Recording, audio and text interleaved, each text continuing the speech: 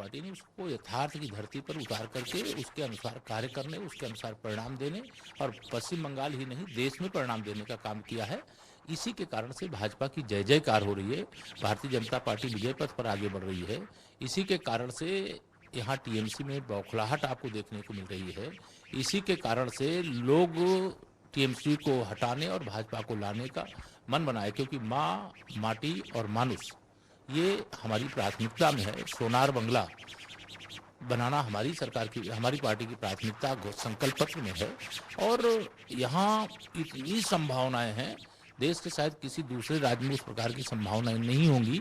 यहाँ लाखों नहीं करोड़ों रोजगार सृजित किए जा सकते। अच्छा, आप लोग को कहते हैं कि इस सरकार में भ्रष्टाचार बहुत है बंगाल में, सरकार में क्या ऐसा है कि खाली ये नारा है, ये खाली एक आरोप है?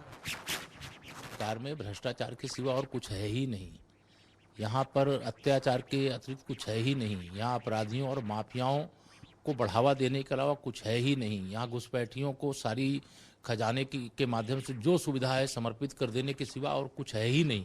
यहाँ सरकार नहीं चल रही है। यहाँ एक तरह से गुंडे और अपराधियों और माफियाओं का एक बड़ा भारी सिंडिकेट चल रहा है, जो पूरे बंगाल को बर्बाद करने का काम कर रहा है। अच्छा, एक बार बार बात आती है कि ममता को जय श्री राम से तकलीफ होती है, परहेज होती है, चिढ़ती हैं।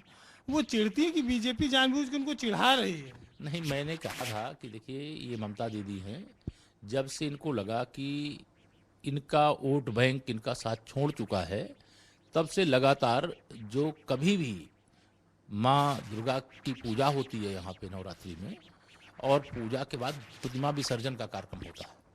मुहर्रम के जुलूस के लिए माँ की प्रतिमाओं के विसर्जन को रोका। कभी 10 वर्ष में कभी न माँ सरस्वती की पूजा किया इन्होंने, पूजा का कार्यक्रम का हिस्सा बनी, ना स्वामी विवेकानंद जी की जयंती मनाने का काम किया, न कभी इन्होंने चंडी पाठ किया, न किसी मंदिर में दर्शन करने के लिए गई।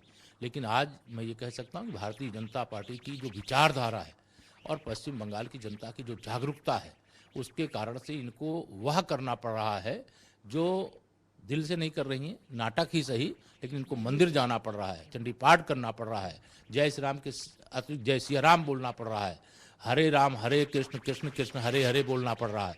तो यह भाजपा की विजय। तो भाजपा तो खैर धार्मिक मुद्दों को भुनाने में हमेशा आगे रही है, लेकिन महत्वपूर्ण बात यह है कि बंगाल जेपी अगर जीतती है तो बंगाल में क्या परिवर्तन लाएगी? बंगाल के परिवर्तन का रोड मैप हमारा संकल्प पत्र है, और संकल्प पत्र में हमने वहाँ सारी चीज़ें रखी है। गरीब से गरीब आदमी के लिए योजना है, किसानों के लिए योजना है, नौजवानों के लिए योजना है, महिलाओं के लिए योजना है, बड़े बुजुर्गों के लिए योजना है, जो हमारे विस्थापित होकर के आए हैं, विशेष तौर से बांग्लादेश से, जो हिंदू हैं, सिख हैं, जैन हैं, बौद्ध हैं, ईसाई हैं, उनके लिए हमारे पास रोड मैप है। हमारे यहाँ तुष्टीकरण किसी का नहीं, सबके विकास के लिए योजना है, सबके विकास के लिए तैयारी है, और इसमें भी कोई शंका किसी को नहीं रहनी चाहिए। मुझे तो पूर्ण विश्वास है कि 2 मई को भारतीय जनता पार्टी ऐतिहासिक विजय प्राप्त करेगी और पश्चिम बंगाल में भाजपा की सरकार बनेगी। अच्छा, आज भाजपा का स्थापना दिवस है। एक पार्टी 41 साल में आज देश में कहां से कहां पहुंच गई, कैसा महसूस होता है? और जिन लोगों ने इस पार्टी को यहां तक पहुंचाया उनके बारे में देखिए, सबसे पहले तो मैं, भारतीय जनता पार्टी विश्व की सबसे बड़ी पार्टी है।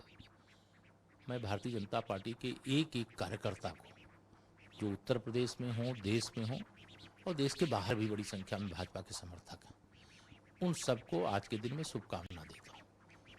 आज विश्व की सबसे बड़ी पार्टी हमारी है और विश्व का सबसे लोकप्रिय और सबसे शक्तिशाली नेता हमारे पास है, और यह दोनों चीज़ें भाजपा के पास जो आज है, यह और किसी दूसरे दल के पास नहीं है।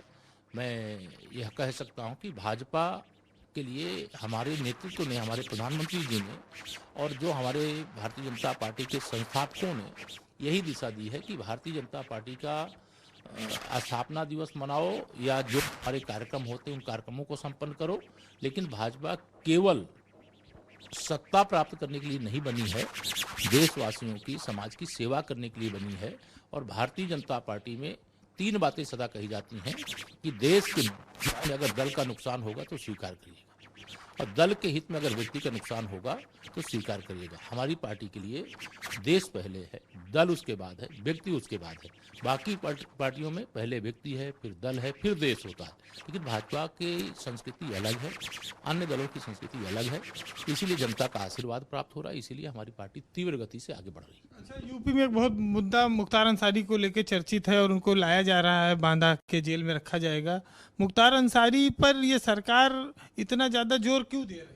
नहीं, या कोई अंसारी नहीं, कोई भी अपराधी होगा, अगर उत्तर प्रदेश का कोई अपराधी है, किसी दूसरे राज्य में होगा, किसी दूसरे देश में होगा, उसको पकड़ना, उसको पकड़ करके उसको दंड दिलवाना, कानून के कटघरे में ला करके खड़ा करना, यह सरकार का उत्तरदायित्व होता है, पुलिस का उत्तरदायित्व होता है, और वह उत्तरदायित्व पूरा कर रही है। कोई इतना बड़ा विषय नहीं, कोई एक अपराधी है और उस अपराधी को पंजाब की जेल में बंद करके कांग्रेस के द्वारा बचाने की कोशिश की गई, बचा करके रखने का प्रयास किया गया, उसको उत्तर प्रदेश की पुलिस लेकर के आ रही है।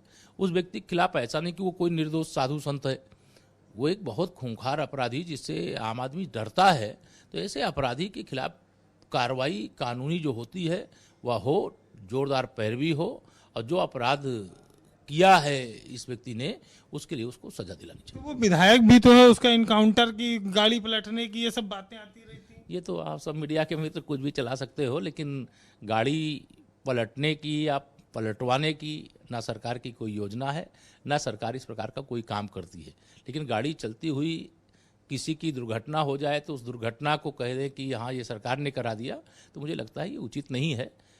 मुख्तार अंसारी उत्तर प्रदेश के अनेक अपराधों के अपराधी हैं, और एक अपराधी को जेल में बंद करना और जो न्यायपालिका का जो सिस्टम है कानून के अनुसार उसे सजा दिलाना, ये सरकार का दायित्व भी है, उस दायित्व को हम पूरा कर रहे हैं।